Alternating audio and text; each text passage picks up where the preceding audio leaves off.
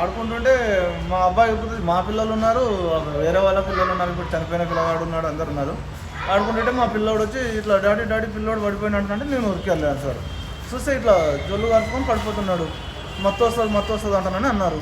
అంటానంటే వాళ్ళ అన్న ఉన్నాడు, వాళ్ళ అన్న కూడా ఉన్నాడు, ఆ పిల్లని చనిపోయిన పిల్లని అన్న కూడా ఉన్నాడు. ఆ పిల్లాడిగా ఎత్తుకొని వెళ్ళిపోయాడు సార్. పిల్లని పేరు ఏం పేరు? ఏమో సార్ తెలియదు మాకు. ఈ అపార్ట్మెంట్ వాళ్ళు గారు ఎక్కడ ఉంటారు వాళ్ళు? లక్ష్మీవాణి టవర్లో ఉంటారు సార్, ఆపోజిట్లో. నేను ఎప్పుడైంది? 3:30 ఎంత టైమింగ్ అయితే ఎంత కన్ఫర్మ్ లేదు సార్. 3 తర్వాతనే అయింది. మీ పేరు ఏం పేరు? శ్రీను నా పేరు. ఇక్కడ ఏం చేస్తారు మీరు? ఇక్కడ ఏం చేస్తారు అన్న? నేను వాచ్మెన్. దేనికి వాచ్మెన్?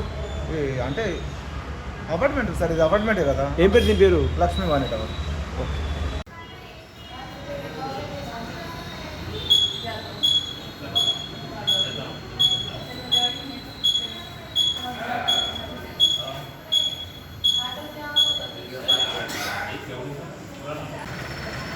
నా పేరు మోహిత్.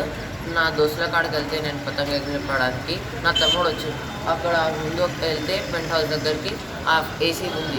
అయితే అక్కడ షార్ట్ ఆ ఏసీ వైర్ తిరిగి మొత్తం అన్ని రాడ్లకి పిల్లర్స్కి మొత్తం అట్లా షాక్లు వస్తుంటాయి పైప్ లైన్కి. మళ్ళీ అట్లా నీకు షార్ట్ తగిలింది. మోహిత్ అని అరిచిండాడు నాకు. నేను ఊరికి నా దగ్గర వెళ్తున్నప్పుడు కింద పడిపోయాడు. ఆయనకి ముట్టుకుంటే ఏం షాట్ రాలే. మళ్ళీ నేను అక్కడికి వెళ్ళి ఇంటికి తెస్తే జోయా హాస్పిటల్కి వెళ్ళినాం. జోయా హాస్పిటల్కి వెళ్ళి ఉస్మానియా తీసుకెళ్ళాను.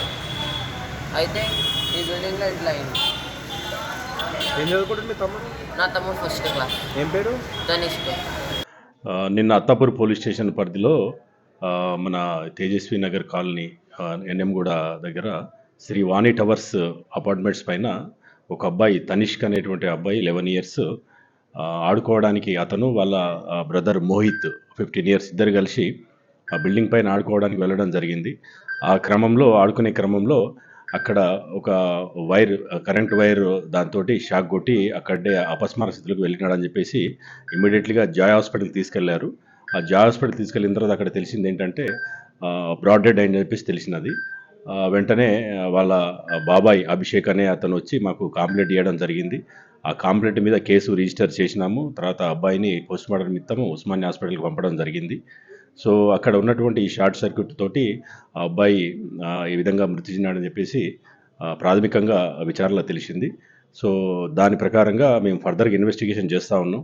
సో మిగతా తల్లిదండ్రులందరూ కూడా మేము చేసే విజ్ఞప్తి ఏంటంటే మా సైబరాబాద్ కమిషనర్ గారి ఆదేశాల మేరకు, డీసీపీ మేము ఆదేశాల మేరకు ఈ సంక్రాంతి పండుగ సందర్భంగా పిల్లలందరూ కూడా ఈ పతంగులు ఎగిరేయడానికి తర్వాత మిగతా ఆటల కార్యక్రమాలు చేస్తూ ఉంటారు.